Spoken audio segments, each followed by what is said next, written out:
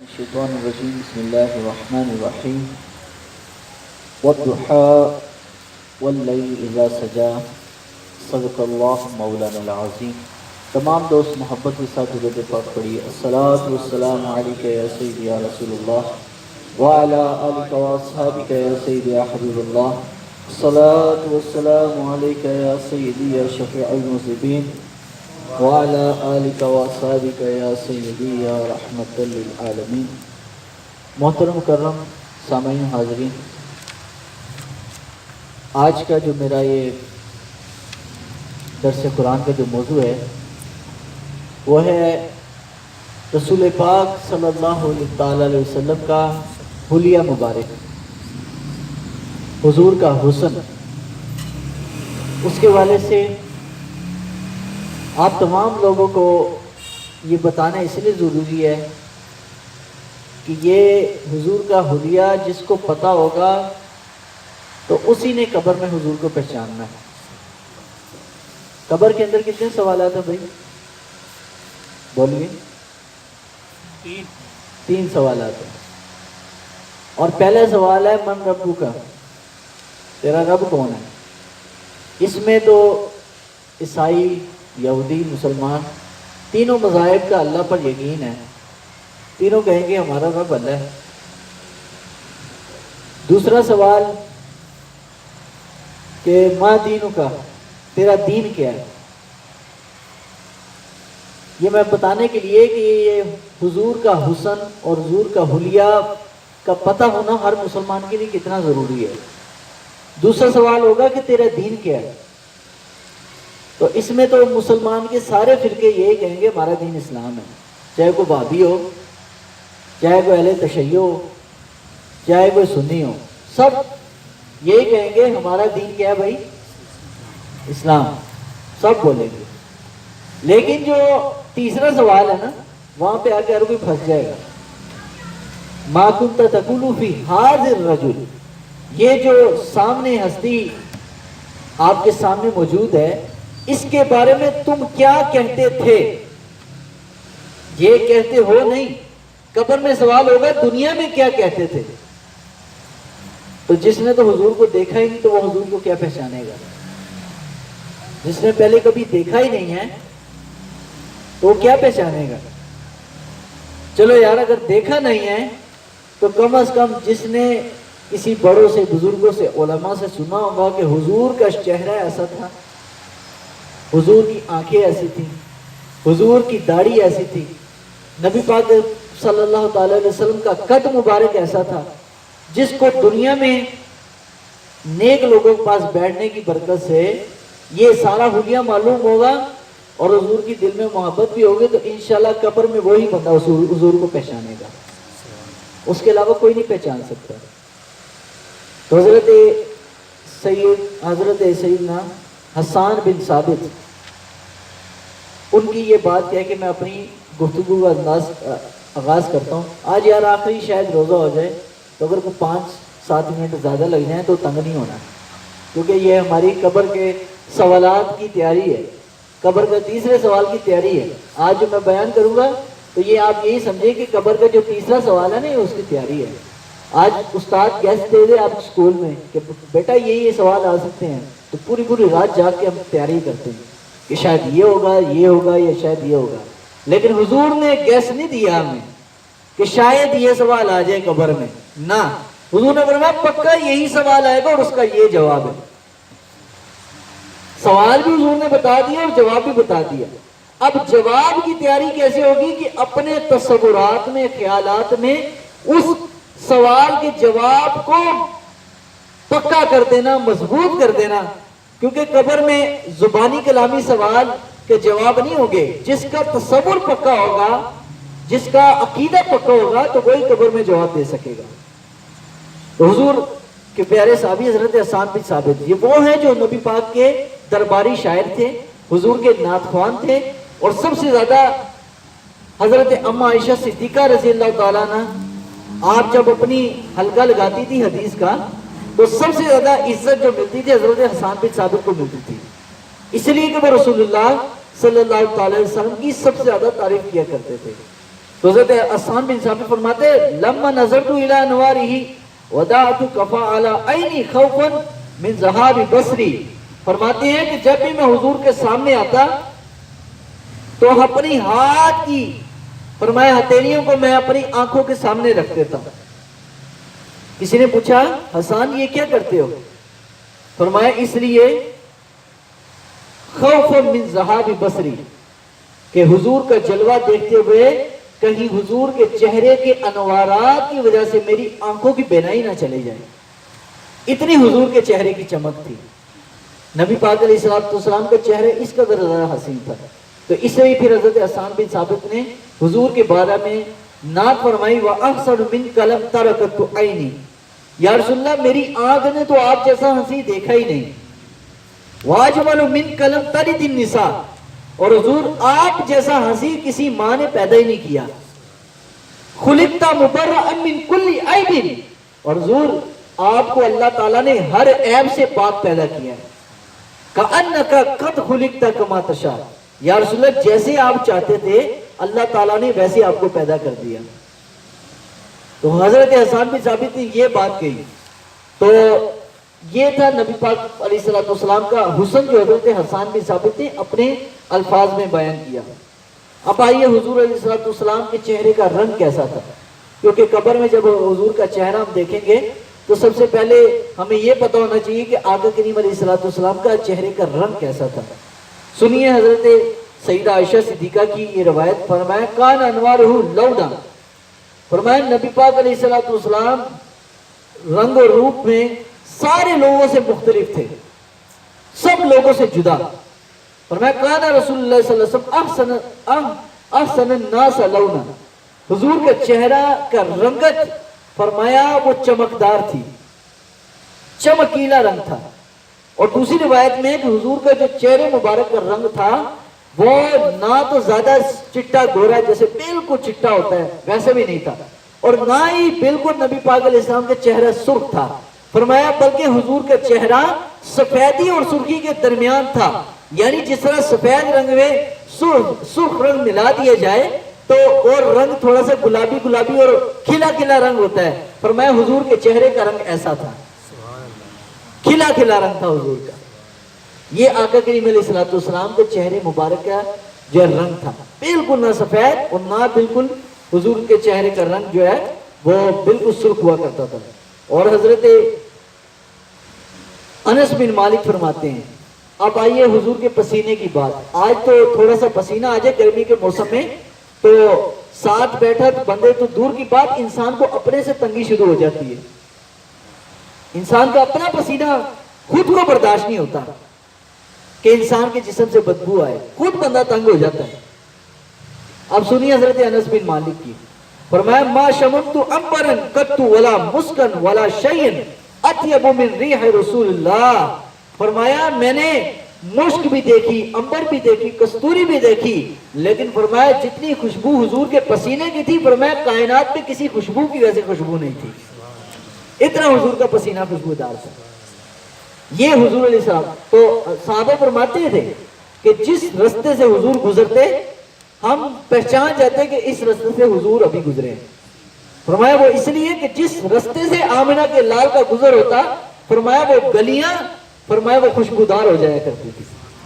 اور بلکہ مدینہ منورہ میں آج کے دور کا میں ایک واقعہ بتاتا ہوں آپ کو. حضور کے زمانے میں ایک صحابی رسول کی بیٹی کی شادی تھی. وہ بارگاہ رسالت میں یا رسول اللہ فلاں دن میری بیٹی کی شادی ہے. تو حضور علیہ السلام نے فرمایا اچھا. حضور نے فرمایا کہ ایک شیشی لے کر آؤ. شیشی لائی گئی. حضور نے اپنے جسم مبارک کا پسینہ اس شیشے میں اپنے جسم کے ساتھ مس کر کے وہ پسینہ اس شیشے میں ڈال دیا. جب ڈال کو صحابی کو دیا کہ یہ اپنی بیٹی کو کہنا کہ شادی والے دن لگا لے. جب اس بیٹی نے صحابی کی بیٹی نے جب حضور کا وہ پسینہ لگایا آگے اس صحابیہ کے جتنے بچے ہوئے حضور کے پسینے کی خوشبو ان کے بدنوں سے آ رہی تھی. اس صحابیہ نے اپنے جسم پر لگایا.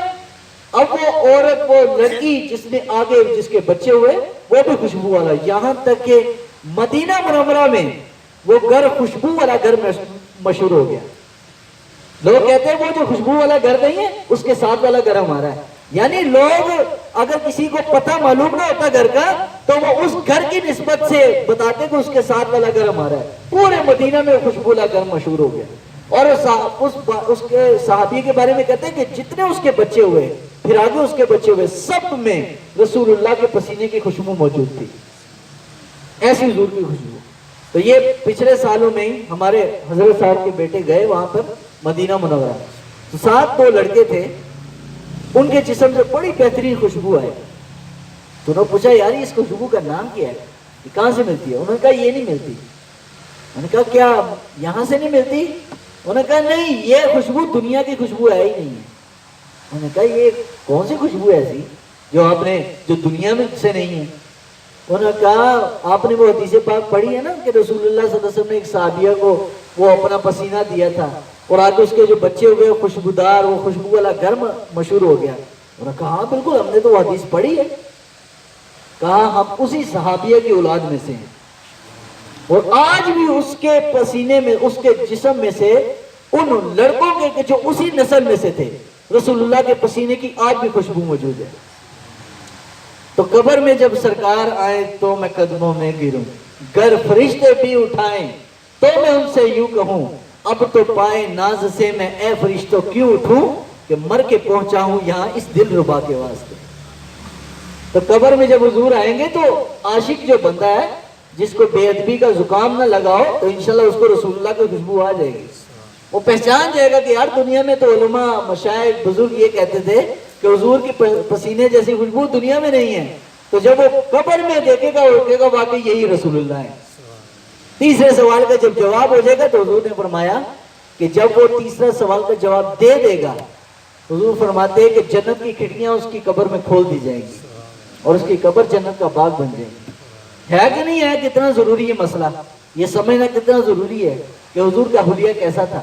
آج اپنے بچوں کو حضور کا حلیہ بتاؤ, اپنے گھر میں حضور کے حلیے کا تذکرہ کرو.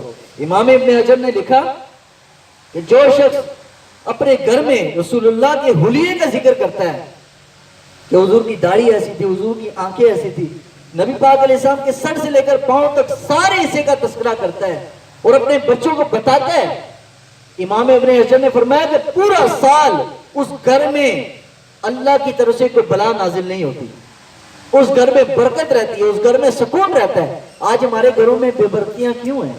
ہمارے گھروں میں سیاستدانوں کی باتیں ہوتی ہیں, دنیا داروں کی باتیں ہوتی ہیں, لیکن رسول اللہ کی بات نہیں ہوتی, حضور کا تذکرہ نہیں ہوتا. دنیا کی بات ہو جائے گی ہر قسم کی, کاروبار کی, مال کی, جان کی, عزت کی, آبرو کی, لیکن حضور کی بات نہیں ہوتی. جب بات نہیں ہوتی تو گھروں میں پریشانیاں آتی ہیں. پریشانیاں کیوں آتی ہیں؟ کہ گھر میں تم نے رسول اللہ کا تذکرہ نہیں کیا. تو حضور علیہ السلام پاروں میں جلدی کرو تاکہ حضور کے ہر حصے کی, بال کی, حضور کی آنکھ کی, ہر حصے کا چھوٹا چھوٹا سی تذکرہ ہو جائے اور آپ کو پتہ چل جائے کہ حضور علیہ السلام کی یہ مختلف جسم کے اعضاء کیسے تھے. اب نبی پاک علیہ السلام کے صحابی حضرت سیدنا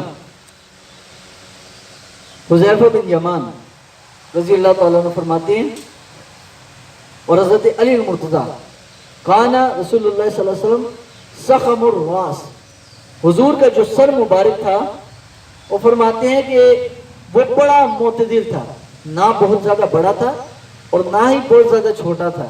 لیکن فرمایا کہ جب رسول اللہ صلی اللہ تعالی علیہ وسلم کسی مجلس میں کھڑے ہوتے, لوگوں کے درمیان میں کھڑے ہوتے, فرمایا حضور کا جو سر تھا وہ سب سے زیادہ اونچا نظر آتا. دیکھنے میں حضور کا قد اتنا لمبا, بہت زیادہ لمبا نہیں تھا, کیونکہ بہت زیادہ لمبا بھی عیب ہونا ہے, بہت زیادہ گٹھا قد ہونا بھی عیب ہے. اللہ نے اپنے نبی کو درمیانہ قد دیا, لیکن درمیانہ قد ہونے کے باوجود حضرت عمر کا قد بہت لمبا تھا, حضرت صدیق اکبر کا قد بڑا اونچا تھا, لیکن رسول اللہ کے جب سامنے آتے تو حضرت عمر, حضرت صدیق اکبر بھی ان کو حضور کے سامنے چھوٹے لگتے. ایسا حضور کا سر مبارک اونچا تھا. وہ فرمایا کہ رسول اللہ صلی اللہ تعالی علیہ وسلم کے بال مبارک کا ذکر کیا. حضرت برا بن عازب نے فرمایا کہ رأیت فی حلۃ حمراء لم ارى شیئا قط احسن منه له شعر یبلغ شحمۃ الیسرى.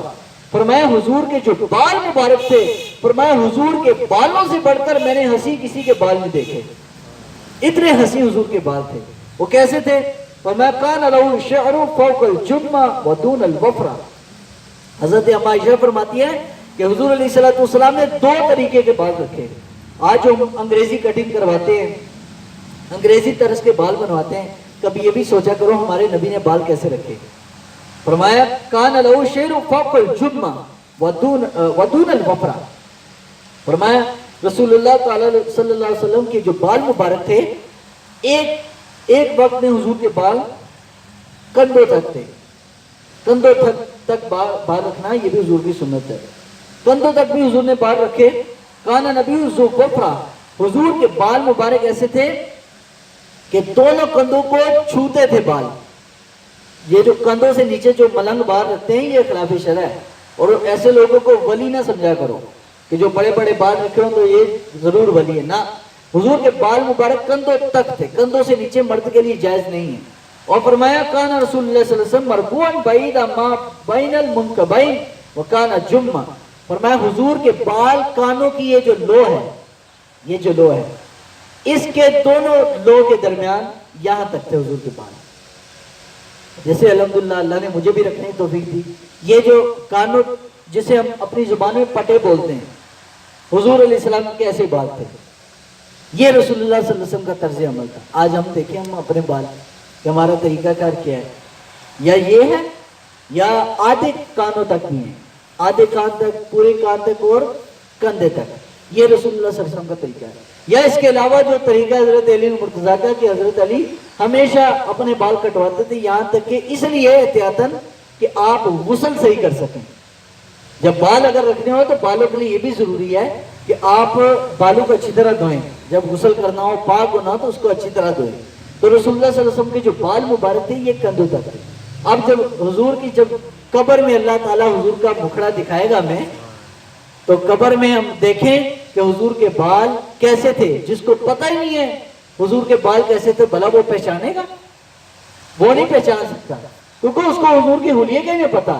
لیکن عاشق ہوگا اس کو تو خیر حضور خواب میں بھی اپنا دیدار کرا دیتے، لیکن اگر کسی کو دیدار نصیب نہیں ہوا، کم از کم وہ حدیث میں پڑھے کہ حضور کا حلیہ کیسا تھا۔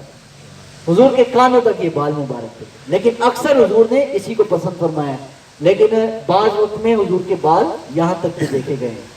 تو یہ آقا کریم علیہ السلام کے بال تھے۔ حضرت عائشہ فرماتی ہیں کہ حضور علیہ السلام کے بال ایسے تھے کہ آپ کے بال نہایت گھنے، اور بالوں کے درمیان مانگ حضور کی نکلی تھی درمیان سے، اور فرمایا حضور کبھی کنگھی نہ بھی کرتے، فرمایا قدرتی وہ مانگ جو ہے خود ہی بن جاتی تھی، خود ہی بن جاتی تھی۔ تو ہم جو ادھر سے سٹائل اور ادھر سے سٹائل، یہ ہم دیکھیں ہمارے نبی کا سٹائل کیا ہے، حضور کے سٹائل کو اپنائیں تاکہ دنیا میں نظر آئے کہ رسول اللہ صلی اللہ علیہ وسلم کا غلام ہے۔ حضور کی آنکھیں مبارک وہ کیسی تھی، حضرت علی المرتضیٰ اس کا بھی بیان کرتے ہیں۔ اب یہ آپ کو میں ایک نقطہ یہاں سے بتانا چاہتا ہوں کہ حضور کی احادیث 1,24,000 صحابہ تھے، تو 10,000 کے قریب صحابہ نے وہ روایتیں کی ہیں کہ جنہوں نے حضور سے بات سنی تو آگے بتا دی۔ لیکن حضور کا جو حلیہ ہے نا، جو آقا کریم علیہ السلام کا حلیہ ہے، یہ گنتی کے کچھ 4-5 صحابہ ہیں جو حضور کا حلیہ بتاتے ہیں۔ اس کے علاوہ کسی بھی صحابی نے حضور کا حلیہ نہیں بتایا، بلکہ ایک صحابیہ مشہور تھی ایک علاقے میں، عراق کے ایک علاقے میں رہتی تھی، تو لوگ ان کے دیدار کے لیے آتے تھے۔ آج بھی ہم دیکھیں نا، جو لوگوں نے قائد اعظم کو دیکھا ہو تو لوگ ان سے ملنے کے لیے آتے، بتاؤ بھائی قائد اعظم کیسے تھے، وہ باتیں کیسی کرتے تھے، کیوں؟ مشہور شخصیت ہے۔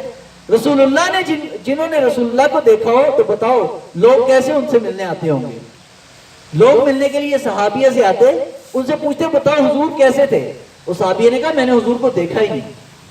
ہاں آپ پورے علاقے میں مشہور ہو کہ یہ جو عورت ہے اس نے رسول اللہ کو دیکھا ہے، تو آپ بتائیے نا حضور کا حلیہ کیسا تھا۔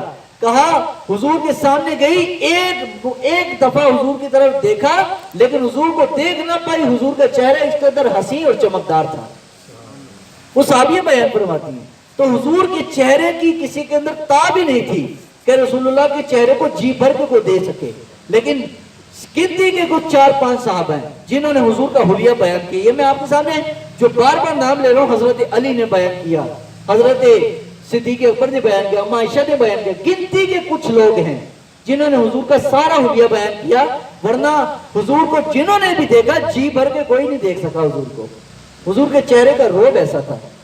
حضرت علی فرماتے ہیں کہ نبی پاک علیہ السلام کی آنکھیں اور حضور کے آبرو مبارک، فرماتے کانا اد عجل عینین، حضور کی آنکھیں مبارک نہایت کشادہ، موٹی آنکھیں، بڑی اور سیاہ آنکھیں تھی حضور کی، بالکل سیاہ. اللہ تعالیٰ نے حضور کو رنگ بھی کیسا دیا کہ نہ تو گوروں میں کوئی حضور جیسا، نہ تو سرخ رنگوں میں کوئی حضور جیسا، درمیانہ رنگ دیا. اور آنکھوں کا رنگ بھی حضور کو سیاہ دیا، سیاہ رنگ حضور کو دیا. اور فرمایا کہ نبی پاک علیہ السلام کی جو آبرو کان اہدب اشفار العینین، حضور کی یہ جو آبرو مبارک ہے، یہ پلکیں یہ بڑی بڑی تھی اور ایسی تھی. صحابہ نے بیان کیا کہ جیسے ایک کمان، دیکھیے کمان، تیر کمان، تیر جس کے اندر رکھ کے پھینکا جاتا ہے، کمان کی طرح حضور کی آبرو مبارک اس طرح گول تھی اور باریک تھی، لیکن نہایت گھنی ہوئی، یعنی کم بال نہیں تو اس میں گھنے تھے، باریک آبرو تھی. اور فرمایا دور سے ایسے لگتا ہے جیسے دونوں آبرو ملی ہوئی ہیں.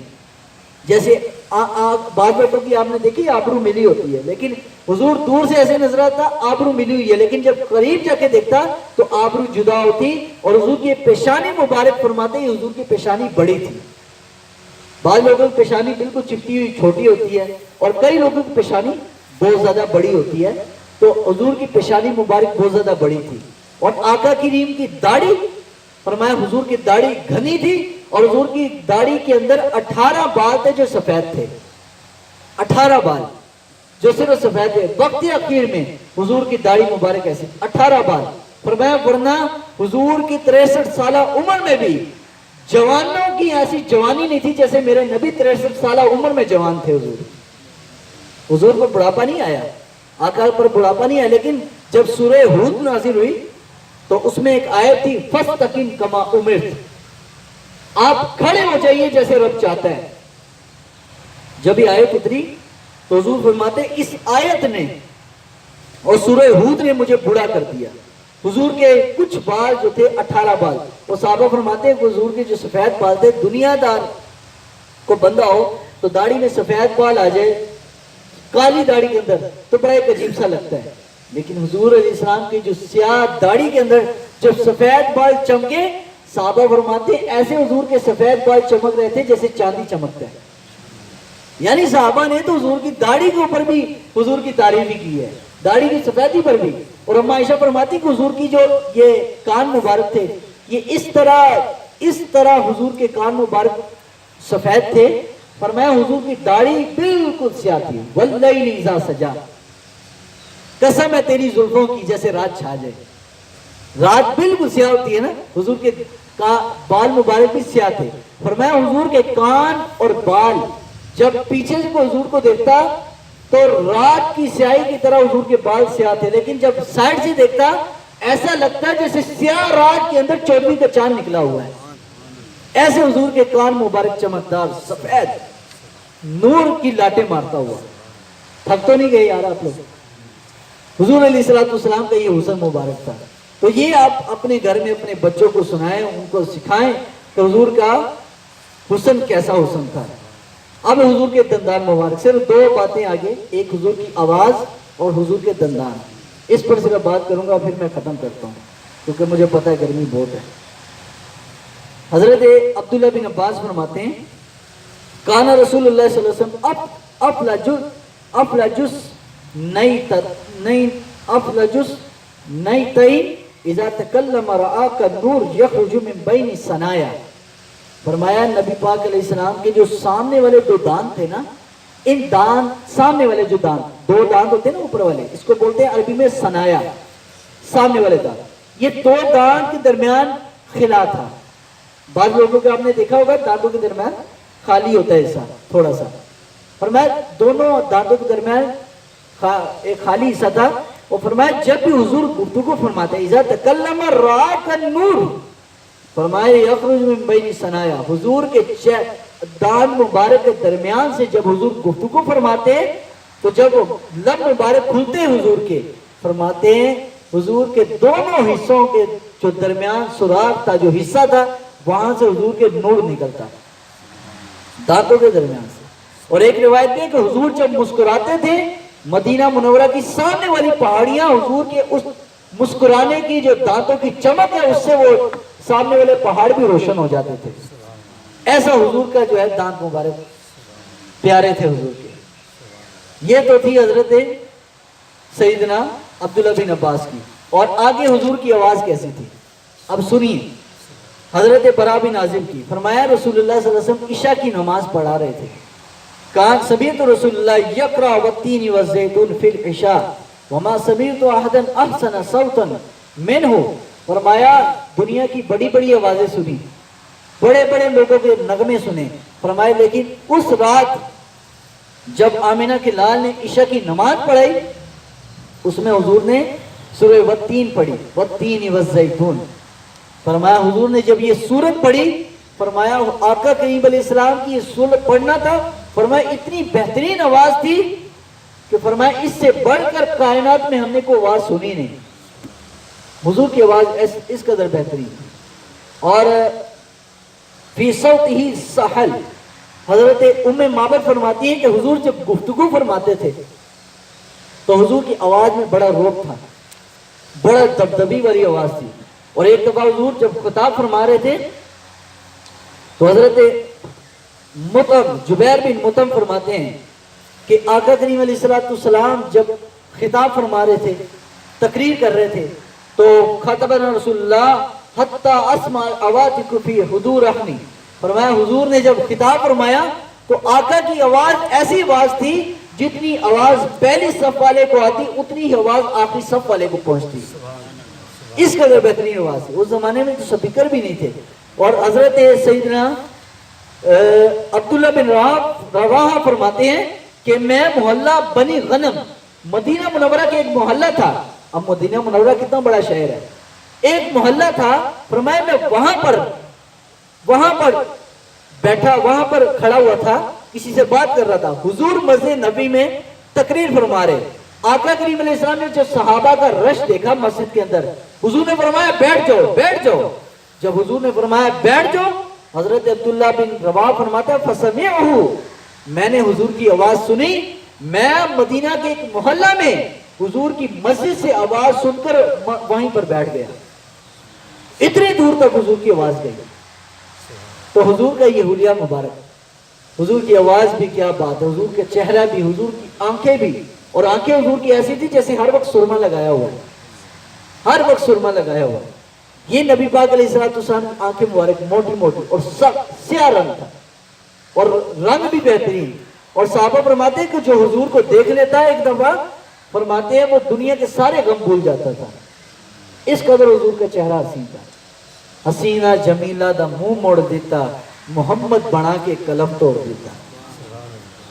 اللہ تعالیٰ نے اپنے محبوب کو ایسا، اور انہوں نے نعت میں یہی کہا تھا نا کہ یا رسول اللہ آپ کو جیسے آپ نے چاہا، خلقتا مبرہ من کل عیب کانک قد خلقتا کما تشاء، یا رسول اللہ جیسے آپ نے چاہا تھا اللہ تعالیٰ نے ویسے آپ کو بنا دیا۔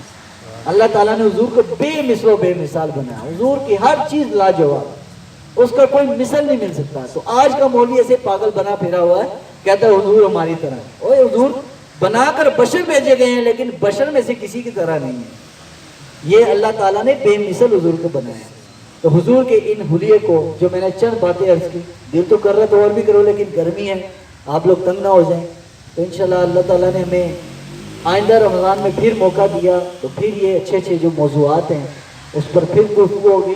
لیکن اگر اللہ تعالیٰ نے کل کا دن ہمیں پھر دیا، نصیب کیا رمضان کا، تو انشاءاللہ کل ایک اور موضوع ہے اس پر گفتگو کی جائے گی۔ تو آپ تمام لوگوں سے بھی التماس ہے کہ رمضان کے علاوہ بھی انشاءاللہ رمضان کے عید کے ایک ہفتے بعد ہمارا درس قرآن الحمد سے شروع ہوگا۔ روزانہ 3 آیتیں ہم پڑھتے ہیں، ترجمہ اس کی مختصر سی تشریح، صرف 10 منٹ۔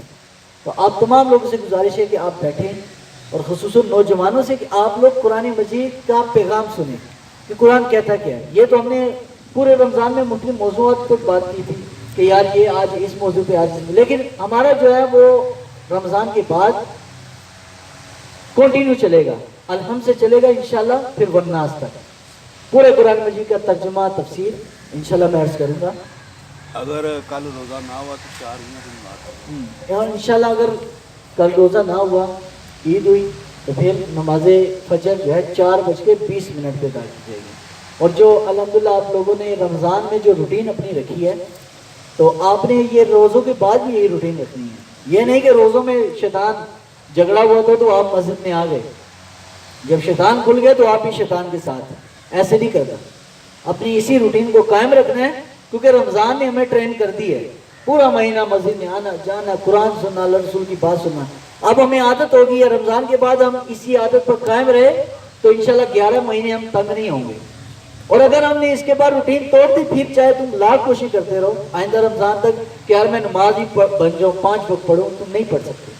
تو آپ لوگوں سے یہ جو چند گزارشات تھیں ان کو آپ لوگوں نے اپنے دل میں بھی رکھنا ہے اور آگے اپنے بچوں کو یہ چیز سکھائیں، کیونکہ حضور کا حکم ہے کہ جب بچہ بولنے جوگے ہو جائے تو اس کو 3 چیزیں سکھاؤ. ایک اللہ کا قرآن، دوسرا حضور نے فرمایا میری محبت سکھاؤ. حضور کی محبت تو تب بھی پیدا ہوگی نا کہ جب تم حضور کا حلیہ بتاؤ گے اپنے بچے کو، بیٹا حضور ایسے تھے، حضور کا چہرہ ایسا تھا، حضور کی آنکھیں ایسی تھی. جب بچے کے اندر یہ چیز بچپن سے پیدا ہو جائے گی تو انشاءاللہ وہ بچہ بڑا ہو کر کبھی بھی گستاخ رسول نہیں، وہ حضور کا عاشق رسول بنے گا. اللہ عمل کو توفیق دے. الحمدللہ رب العالمین، الصلاۃ والسلام علی خیر خلق محمد و آلہ وصحبہ اجمعین. یا رب العالمین یا رحم الراحمین، چند باتیں حضور کے حسن کے حوالے سے، حضور کے حلیے کے حوالے سے عرض کی گئی. یا اللہ یہ اصل ایمان ہے، یا اللہ اس پر ہم سب کو عمل کی توفیق فرما. صحیح معنوں میں نبی پاک علیہ السلام کی محبت نصیب فرما. حضور علیہ السلام کی پہچان ہم سب کو قبر میں بھی نصیب فرما. دین و دنیا دونوں جہانوں کی کامیابیاں اور کامرانیاں عطا فرما. اور یا اللہ مظلوم مسلمانوں کی گہری مدد فرما. اور یا اللہ جو ڈاکٹر عافیہ صدیقی ہے، اللہ ظالموں نے ان کو پکڑا ہوا ہے، یا اللہ اس کے لیے ہمیں ایسے حکمران عطا فرما کہ جو اس کے لیے آواز اٹھا سکیں.